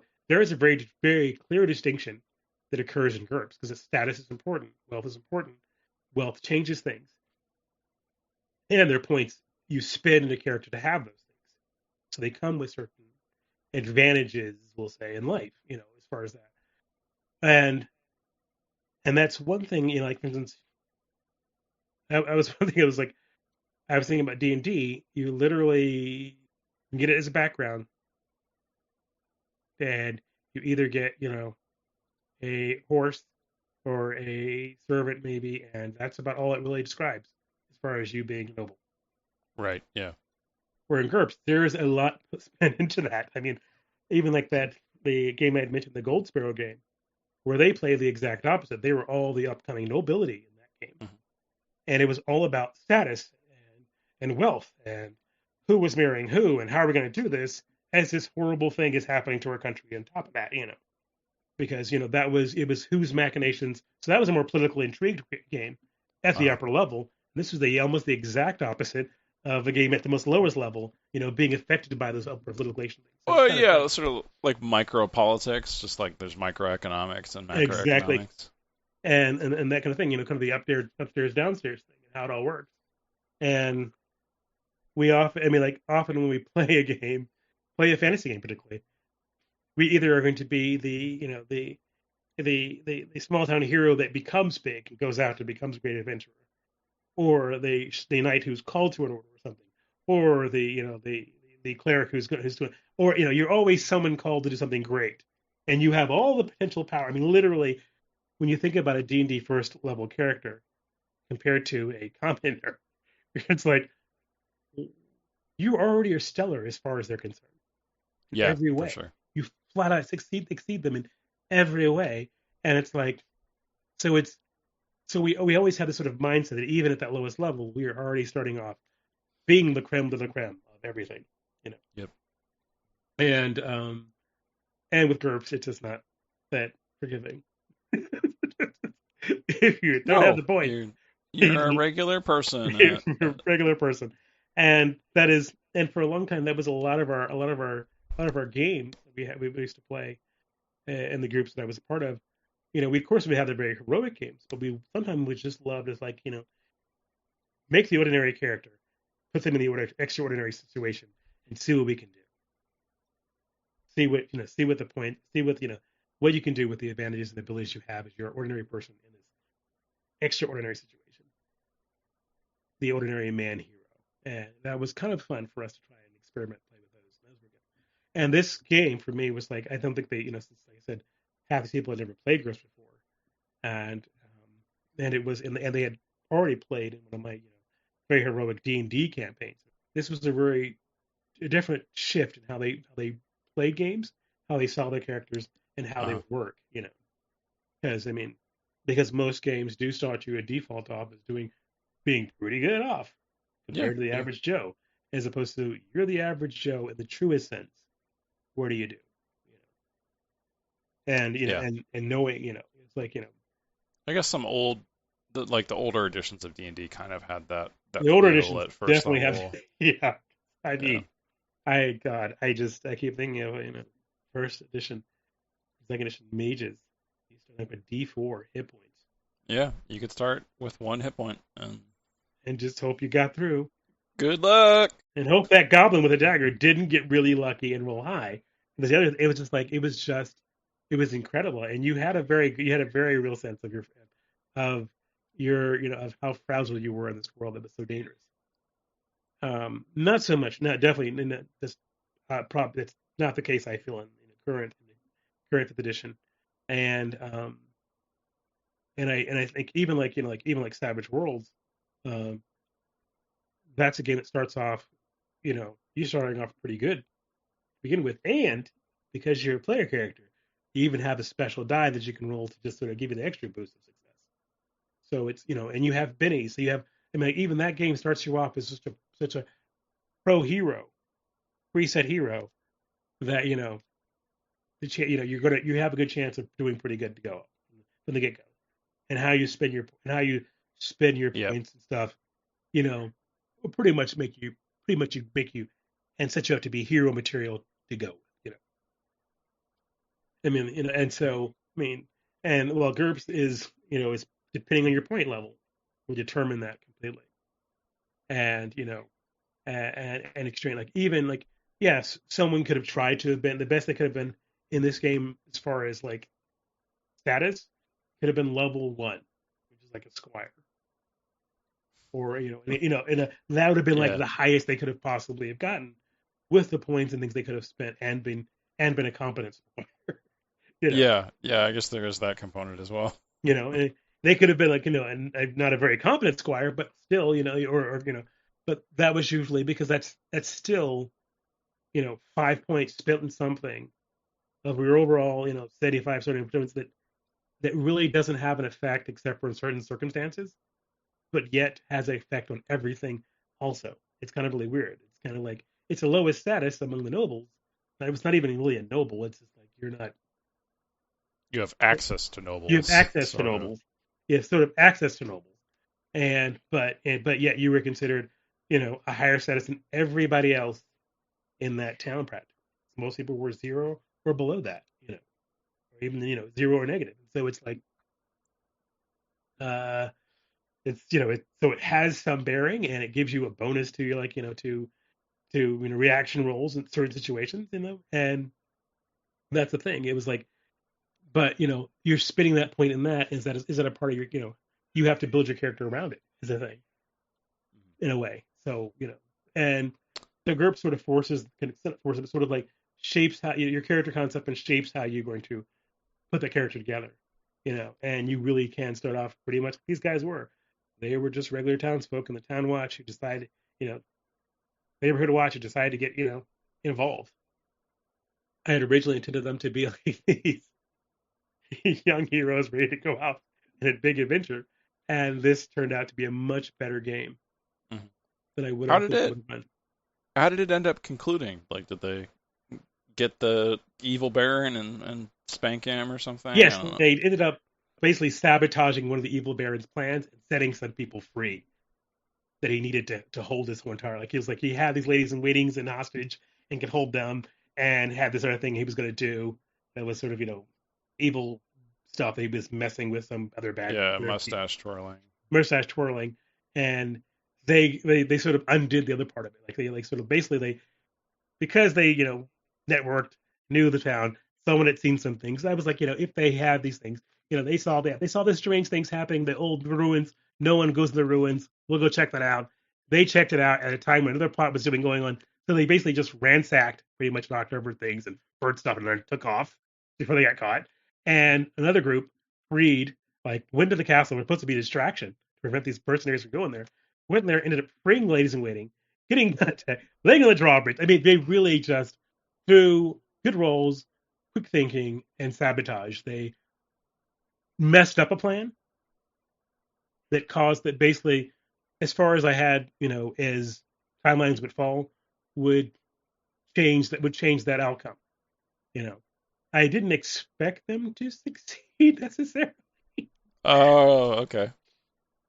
At that part of it, I didn't not as well. I figured they would get like there was like I figured they would get like one part of it because I said there's a lot of it's like a delaying actions, but there's a lot of things like there's a number of things you can do, and I thought they would do one thing, and they ended up doing all of the things, which was pretty impressive. And it's only because they just made some good rolls and did some quick, thinking, and and it just worked out really well. And I was very happy because it wasn't any, fudging. It just like these were logical things that happened and sort of fun things that happened as far as the ways the rolls came. And so, boom, they pulled off it. And I thought I gave them different challenges in this sort of particular part of the adventure because I figured they would attack one of them. Like we can probably do that. We'll do that, And they did. They went to do all of them. So, it was a lot of fun. And there were other things where tracking down people and and getting like I said, people of higher status to do things that they could not personally individually do, or carrying a message where no one was expecting them to be carrying the message. In the case of, he was, the one bad guy was watching the roads, waiting for a certain type of messenger. He wasn't expecting the farmer and his cow to be the messenger. All right. Good thing he didn't take that status. Yeah, he's nobody, so he doesn't matter. And that he was able to get past their little blockade and then get through and then get to the message out, which later brought other people in who are more important, who are more better armed and knew how to fight. More importantly, kind of thing. Yeah. No, I know what you meant there. And so that was the thing, and that's so it ends with them basically stopping, the treachery from going further. They're able to rescue, certain people. Other people are rescued because of what they've done, and pretty much their baron's able to set things pretty much straight, and everybody they get to go back to the business, though politically things are still heightened in the region, but it won't impact their lives for the moment. Yeah, so they're not our problem anymore. Not their problem anymore. So and that was the thing about it. It was a lot of fun, and I really enjoyed it. But yeah, that was. Yeah. No. If it's fun for you to create that stuff. And there was all the livery for the various bounty counties and so forth. Various nights. Oh wow. A letter that was sent that was a secret message they had to deliver and take. I love props like that though. That's really nice. You had to build it, just so they would feel as if they are. It builds a sort of connection and so forth. And they were like, well, what guild am I a part of? So I do all the guild symbols and everything for them. And this is that's the Baker's Guild, and that's the the whatever guild and bards. It was a lot of fun to sort of build all that out.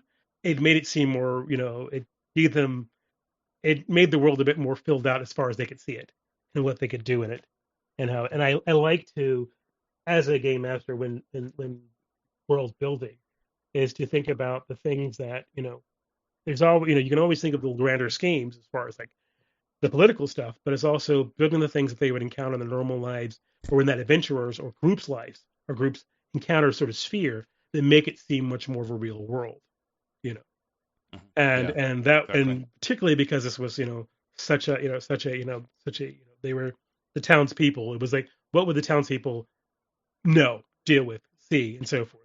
I mean, Had these guys spend all nights, I wouldn't even probably bothered with the guild's symbols and all. That wouldn't be nothing that'd be necessary. They wouldn't be concerned with that really. You know, that wouldn't be something they would. I may build them, but it wouldn't be something I'd necessarily need to build. For the butcher wanted to know what his guild symbol was, and the guardsmen wanted to know what their livery looked like. The apothecary didn't care, but we had it just in case she did. Yeah. you know. Here, right here. So There's you too also special. have, you also were respected guild and so forth, and that was her. Like her big thing was literally she was being recruited by 2 competing guilds, and that was just a subplot that she was dealing with. They put her in. She was like in this place, like I don't know which one to go with, kind of thing.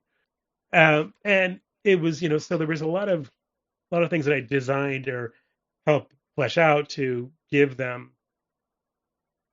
a sense of, connection and being and solidity to the world. And I hope that that they, I got the impression they enjoyed it, but I hope they did. And in this, in world building I'm doing for a game that's going to be coming out next year in AARP, I'll be running all the stars align, a superhero, a Savage World superhero game. Ooh, cool. It's fleshing out the world and so forth. I still want to use a lot of the villains from their actual companion book, just so people who are using that companion book can see how they function. okay. It's often one thing you want to do is, with the product, but it will be my own universe as opposed to theirs. It'll be changed, So I'll be doing my own world building for that. Yeah. And I, right now I'm figuring out, I figured out, where they're, where the superheroes' house is, who their neighbors are, who's a livery guy, the basic cops they may encounter on a particular scene and the various different, all those things I'm all sort of working out and sort of writing out and have fleshed out just so when there are superheroes in it, it's not such a very, think about it, it's like, where does Superman drink? I feel like he doesn't drink. Yeah. he doesn't drink. Is there a particular classy restaurant or bar that Batman that Bruce Wayne goes to? There has to be, yeah. There has to be, but we don't recall it.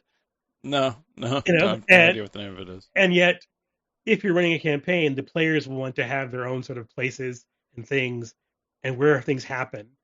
And at least this group does, and my current group will. That I want to flesh it out enough to make certain the world feels real enough as they walk around in it.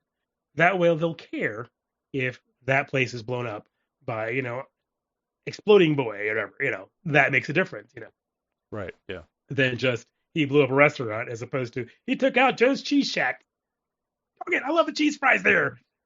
I'm going out for it. That kind of thing. It's just kind of. It also where makes we're gonna go to lunch tomorrow. Yeah, it's just kind of like.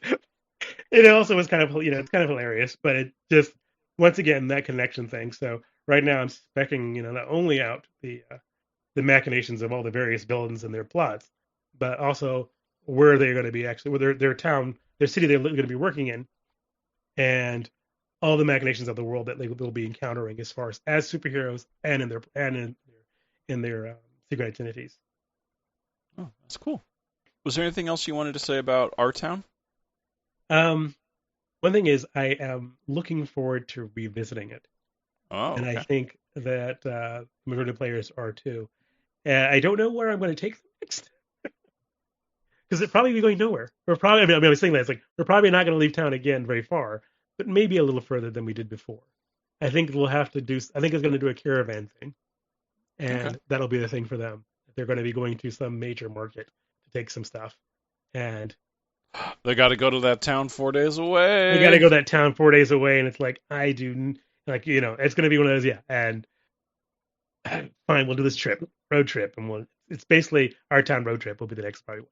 But I would like to go back to that world. I also would like to explore it even outside of that town. Like, even if they want to play, for instance, if they want to play nobles or elves or something else in that same game world, I'd be happy to do that as well. Just because it's fleshed out enough now that I can do that. And not only is it built for this, not only was it built around this particular town, there's enough out there that I can actually continue expanding this world happily, Yeah, that's cool. and that's one thing. I hope that when you do a homebrew, of any sort, in any caliber, that you are building it both for your players and for yourself to enjoy and to really explore and eventually hopefully love, I guess. Yeah. I mean, one thing I do really love hearing from my players is when they recall a campaign or recall some detail in that campaign world that they really love, and it's said, genuinely and reverently, and I know it's a world that I built, you know, not just an encounter we had, but you know, it was, they they talk about, the Brokeback, tavern because it was their bar that they built in this game, and they often will have anecdotes about it that weren't even in the game, as they imagine that world still exists somehow and goes on. Um, Oh yeah.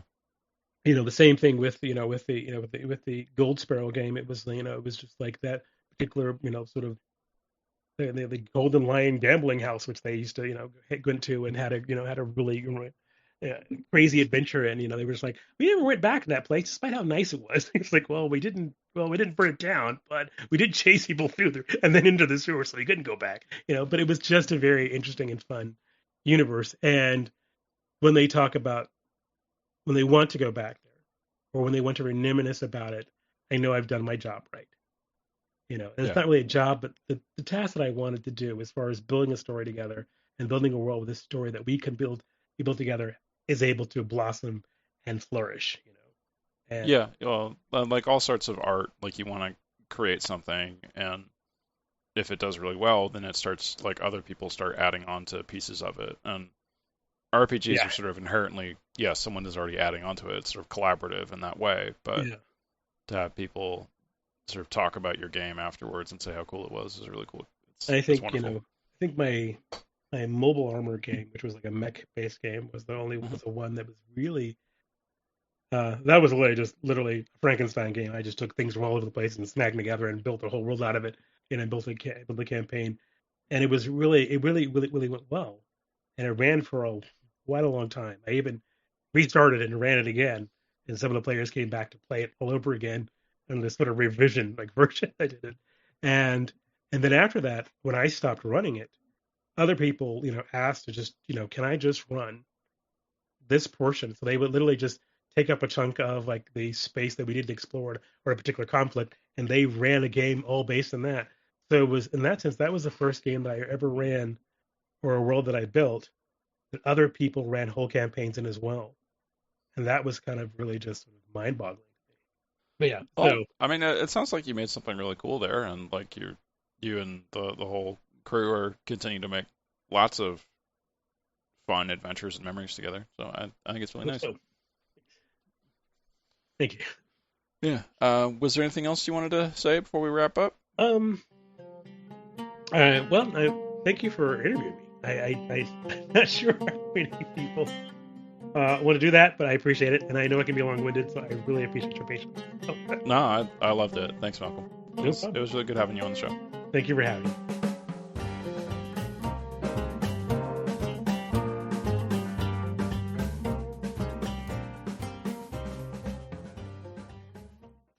If you liked listening to Malcolm, you can check him out on the AARPG podcast.